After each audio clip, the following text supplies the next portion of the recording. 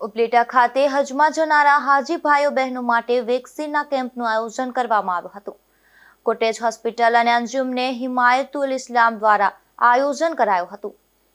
ઉપલેટા, ધોરાજી અને જેતપુરના ટોટલ 94 હજ યાત્રીઓને વેક્સિન આપવાની હતી, જેમાંથી 82 હજ યાત્રીઓની તારીખ 20/4/2025 રવિવારના રોજ સવારે 9 થી બપોરના 1 વાગ્યા સુધી મુસ્લિમ હાઈસ્કૂલ ઉપલેટા ખાતે વેક્સિન આપવામાં આવી હતી.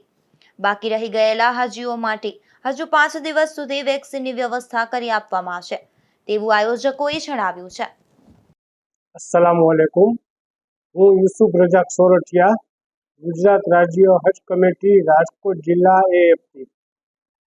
આજ રોજ તારીખ 20/4/2025 રવિવારના રોજ ગુજરાત રાજ્ય હજ કમિટી દ્વારા હજ યાત્રાએ જનાર હાજીઓ માટેનું એક વેક્સિનેશન કેમ્પ ઉપલેટા ખાતે કોટેજ હોસ્પિટલ ઉપલેટા અને અંજુમને હિમાયતુલ ઇસ્લામ ઉપલેટાના સહયોગથી મુસ્લિમ હાઈસ્કૂલ સિનેમા શેરી ઉપલેટા ખાતે યોજવામાં આવેલ હતો.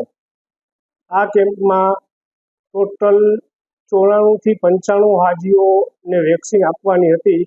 તેમાંથી 82 જેટલા હાજીઓ અહીંયા સ્થળ ઉપર આવેલ વેક્સિનેશન કમ્પ્લીટ કરી લીધેલ હતું.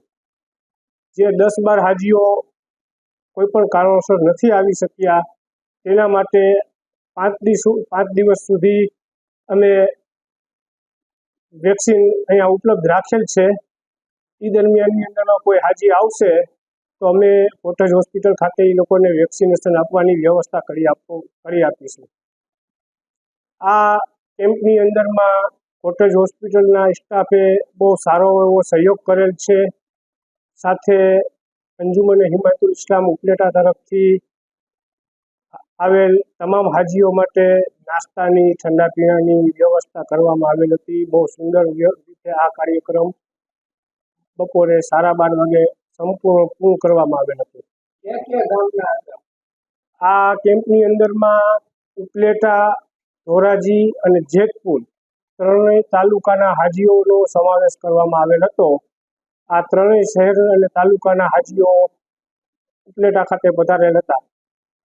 આ કેમ્પનું સફળ સંચાલન ગુજરાત રાજ્ય હજ કમિટીના રાજકોટ જિલ્લાના AFT યામીન ઝુણઝુણિયા, જેતપુરના AFT અબ્દુલભાઈ પરમાર અને ઉપલેટાના AFT યુસુફ સોરઠિયા સહિતનાઓએ કર્યું હતું.